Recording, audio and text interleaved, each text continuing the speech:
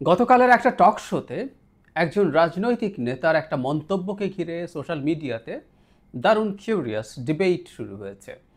আমি প্রায় বলি যে ঝগড়াঝাটি না হয়ে গেলে বা খানিকটা ঝগড়াঝাটি মাঝে মাঝে হতেও পারে, মানে ঝগড়াঝাটি না হয়ে গেলে ডিবেট আমাদের জন্য খুব হেলদি। এগুলোর মাধ্যমে আসলে আমাদের গণতান্ত্রিক ব্যবস্থায় আমরা আসলে ধীরে ধীরে ঢুকবো। মানে কারো কারো কাছে তর্ক বিতর্ক দেখলেই ভাল লাগে না।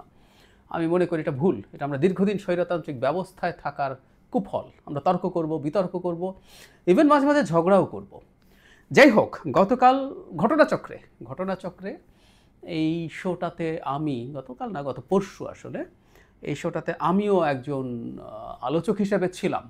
ঠিকানায় খালেদ মহিউদ্দিন শোতে আমার সাথে ছিলেন এবি পার্টির প্রেসিডেন্ট জনাব মুজিবুর রহমান মঞ্জু। আমরা অনেক কিছু নিয়ে আলোচনা করেছি, খানিকটা ডিবেটও করেছি, কিন্তু মঞ্জু ভাই সেখানে একটা তথ্য দিয়েছেন যে তথ্যটাই এই ডিবেটের সূত্র, এবং অনেকে রেসপন্ড করছেন, অনেকে বলছেন তারা এটা জানেন, কেউ কেউ প্রতিবাদ করেছেন। যাই হোক, মঞ্জু ভাই যেটা বলেছেন আমি সহজে বলি, সেটা সহজ করে তিনি বলেছেন জামায়াত এবং এনসিপি উভয়ে বিএনপির সাথে আলোচনা করে আসন ভাগাভাগির চেষ্টা করেছিল, এবং সেই চেষ্টা এখনও পর্যন্ত সফল হয়নি বলেই, তারা সফল হতে পারেননি বলেই তারা এখন নির্বাচন নিয়ে যে একটা অনিশ্চয়তা সৃষ্টির চেষ্টা তাদের দিক থেকে, সেটা তারা করছেন। কথাটাকে আমরা উল্টোভাবে যদি বলি, তার মানে হচ্ছে এই ধরনের একটা আসন সমঝোতা যদি হয়ে যায় তাহলে তারা নির্বাচন থেকে তাদের ব্যারিয়ার তুলে নেবেন। যদিও তারা সবাই বলেন আমরা কেউ নির্বাচনের বিপক্ষে না, আমরা নির্বাচন চাই, কিন্তু তার আগে এটা এটা এটা এটা হতে হবে। আমাদের একটা কথা মনে রাখতে হবে, মুখের কথাই যদি সবারটা মেনে নিতে হয় তাহলে সারা পৃথিবীতে কোনো পলিটিক্যাল কমেন্ট্রি থাকে না, তাই না? উনি তো এটা বলেছেন, সুতরাং আমরা তার উপরে বিশ্বাস এনে মেনে নেব। শেখ হাসিনা বলছেন এটা এটা এটা এটা, সো এটাই বিশ্বাস করে নেওয়া দরকার ছিল। উত্তর হচ্ছে না, রাজনীতিতে রেটারিক্স থাকে, ওর মধ্য থেকে খবর বের করে নিতে হয়। এটা নিয়ে কোনো সন্দেহ নাই, এনসিপি নির্বাচন ডিসেম্বর জানুয়ারির মধ্যে যে ধরনের বিএনপির এক্সপেকটেশন আছে সেটা হতে দিতে চায় না। অ্যাজ মাচ অ্যাজ পসিবল তারা পেছাতে চায়, মানে জুন তো বটেই, পারলে আমার কাছে মনে হয় আরও।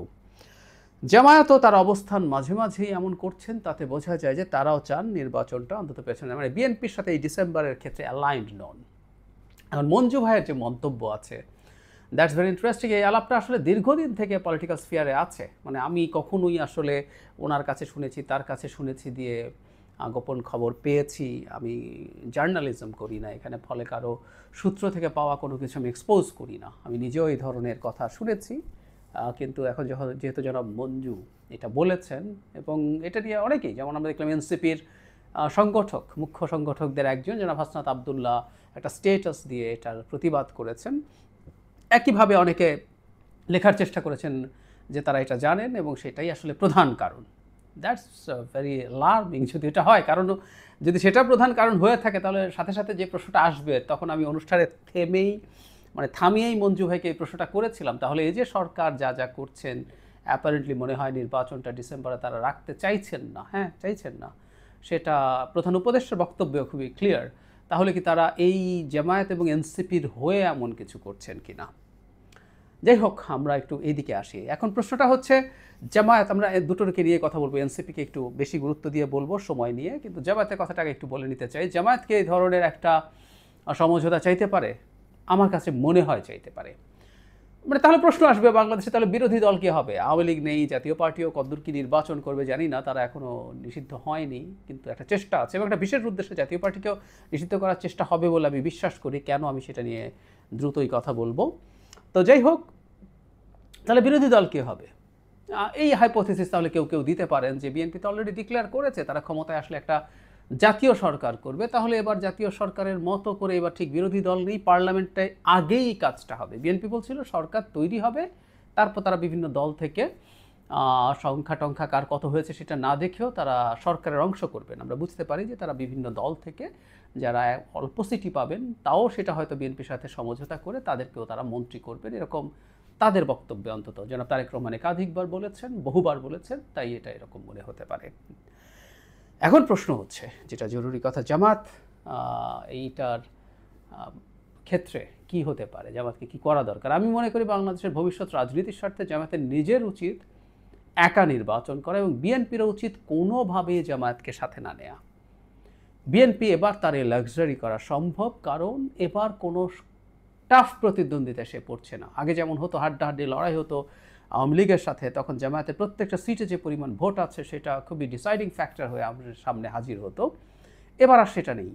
জামায়াতের সাথে যদি জামায়াত ইন্ডিপেন্ডেন্টলি ইলেকশন করে, বিএনপির যদি কোনো বেশ কিছু সিটে ইন্ডিপেন্ডেন্ট ক্যান্ডিডেট দাঁড়িয়েও যায়, ভোট কাটাকাটি হলেও জামাতের সিটও এমন কিছু হবে না যে বিএনপির ভয় পাওয়ার আছে। কিন্তু এতে লাভ যেটা হবে সেটা হচ্ছে জামাতের অবস্থানটা কি, ভোটটা কি, কত পার্সেন্টেজ পপুলার ভোট আছে, কোন সিটে তার ভোট কেমন, তার সিট পাওয়ার সক্ষমতা কতটা আছে, এগুলো সবগুলো ভবিষ্যতের রাজনীতি বুঝতে বিএনপিকে এবং সারা দেশকেই সাহায্য করবে।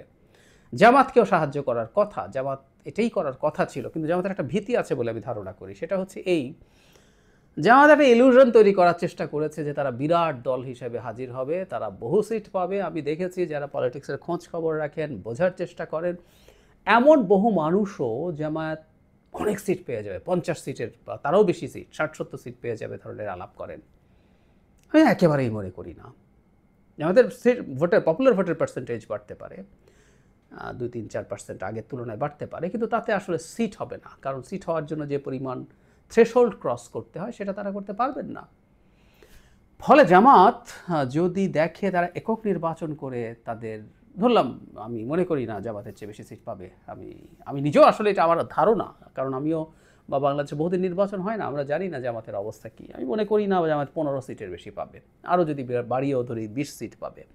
তো যে দলটার ব্যাপারে হাইপ তৈরি হয়েছে তারা এবার বিরাট কিছু করে ফেলবে, সেই দল 20 সিট পাওয়া কিন্তু তার পলিটিক্যাল ফিউচারের জন্য ক্ষতিকর। তার চাইতে বিএনপির সাথে আসন সমঝোতা করে যদি 50টা সিট জিতে নিতে পারে তাদের জন্য ভালো, তারা ভাবতেই পারে এইভাবে। আবার এনসিপির কথা এবার আসি। এনসিপি, আমি ব্যক্তিগতভাবে মনে করি রাজনীতি আসলে করতে হয় বিরোধী দলে থেকে। আমার কাছে কেন যেন মনে হয়, আমি যদি এনসিপির এই জায়গায় থাকতাম, এনসিপি এবার নির্বাচনে পার্টিসিপেট না করাই সবচেয়ে ভালো হতো। ইয়াস, আমি মনে করি মাত্র যদি জুনেও নির্বাচন হয়, 1.5 বছর, তাদের দল গঠিত হওয়ার 1.5 বছরের মধ্যে তারা একটা ইলেকশনে যাবেন এবং এই ইলেকশনে তারা ভালো করার কোনো কারণ নেই। যদি জোড়াতালি দিতে যান, এখন তারা কী করবেন আমরা জানি না। যেমন ধরুন তাদের একটা কৌশল হতে পারে একটু ভালো করার জন্য আওয়ামী লীগের লোকজন যারা আছেন, আওয়ামী লীগ তো পার্টিসিপেট করছে না, তাদের কাউকে নেওয়া, বিশেষ জায়গায় আওয়ামী লীগের পকেট আছে সেখানে, অথবা বিএনপি যারা নমিনেশন তার দল থেকে পাননি তারা গিয়ে এনসিপিতে জয়েন করে নমিনেশন নিলেন। এই ক্ষেত্রে বিএনপির লোকজনকে নিতে আবার এনসিপির খুব বেশি টেনশন হওয়ার কথা না, সমালোচনাও খুব বেশি হবে না, আওয়ামী লীগকে নিলে সমালোচনা হতে পারে। যদি এসব করেন তাহলে তাদের কিছু সিট পাওয়ার হয়তো সম্ভাবনা থাকে, কিন্তু এতে রাজনীতি ক্ষতিগ্রস্ত হয়। তারপরও তারা যদি নির্বাচন করতে চান খুব ভালো ফল আসবে না। কিন্তু ওই যেটা হলো, তারা ক্ষমতার কাছে চলে গিয়েছিলেন, তাদেরকে ক্ষমতার কাছে প্রধান উপদেষ্টা নিয়ে গিয়ে তাদের এই ক্ষতিটা করেছেন বলে আমি মনে করি। তাদের এখন ক্ষমতা ছাড়া চলবে না। এখন প্রশ্নটা অন্য জায়গায়।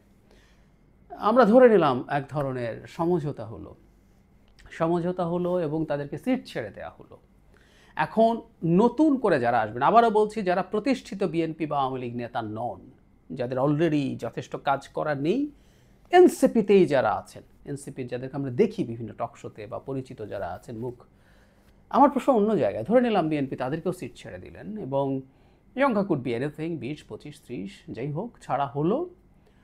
এখন এনসিপির আনকোরা নেতারা নির্বাচনে দাঁড়ালেন এবং ওই নির্বাচনে আমরা ধরে নিলাম বিএনপি ধানের শীষ দেবে না, কিন্তু বিদ্রোহী ক্যান্ডিডেট দাঁড়িয়ে গেল। বিএনপি তাদেরকে বহিষ্কারও করলো, যেহেতু তাদের কথা শোনা হয়নি, মানে বিএনপির কথা তারা শোনেননি। আমার প্রশ্ন হচ্ছে, প্রশ্নটা আমি পার্সোনালি অনেককে করে দেখেছি, কারণ আমি দেখেছি প্রচুর সিম্প্যাথাইজার্স আছেন এনসিপির যারা মনে করে এদের বেশ কয়েকজন অন্তত পার্লামেন্টে যাওয়া দরকার। তখন আমি এই প্রশ্নটা করেছি যে বিএনপির যদি বিদ্রোহীরা দাঁড়িয়ে যায়, একটা এলাকায় ধরলাম বিএনপির শক্তির বিচারে প্রতি সিটে আমরা দেখবো 8-10 জন করে নমিনেশন চান, তবে একটা সিরিয়াল করলাম 1 থেকে 10 শক্তির বিবেচনায়, তার জনপ্রিয়তা, তার সাংগঠনিক শক্তি, ফিনান্সিয়াল পাওয়ার সব মিলে 10 নম্বর যিনি হবেন সিরিয়ালে, ধরলাম তিনি নির্বাচনে দাঁড়ালেন এবং এনসিপির কোনো একজন নেতা, যাদেরকে আমরা চিনি, নাম বলছি না, দাঁড়ালেন। তারা কি ওই 10 নম্বর ক্যান্ডিডেটের সাথে জিতবেন? বিএনপির বিদ্রোহী প্রার্থী, উনি ওনার অন্য মার্কা নিয়ে স্বতন্ত্র নির্বাচন করবেন? আমার কাছে উত্তর হচ্ছে না, উনি জিতবেন না। একটা উপায় হতে পারে, আওয়ামী লীগ মানে বিএনপির সাথে একসময় যুগপৎ আন্দোলন যারা করেছে, গণতন্ত্র মঞ্চ বা অন্যান্য 12 দল যারা আছে, তারা অনেকেই জিতবেন, কারণ তারা ধানের শীষ নিয়ে নির্বাচন করবেন। এনসিপি তো নিশ্চয়ই ধানের শীষ নিয়ে নির্বাচন করবে না। তো তাহলে তাদেরকে জিতানোর পথটা কি, তাদেরকে পার্লামেন্টে আনার পথটা কি, আমি জানি না। তাহলে কেউ কেউ কি এটা মনে করছেন যে তাদেরকে এক ধরনের ইলেকশন ইঞ্জিনিয়ারিংয়ের মাধ্যমে জিতিয়ে আনতে হবে? তাদেরকে ছেড়ে দেওয়ার পরও যদি না যেতেন, তাহলে তাদের পার্লামেন্টে আসাটা কিভাবে এনশিওর করা যায়? আমি আসলে জানি না, সত্যিই জানি না। কারো যদি মনে হয় আমার এই ব্যাপারে, বিশেষ করে স্পেসিফিক এই পয়েন্টটায় যদি মনে করেন যে কেউ দ্বিমত করেন, বা কারো যদি মনে হয় কোনো আইডিয়া আছে, আমাকে একটু জানাবেন প্লিজ।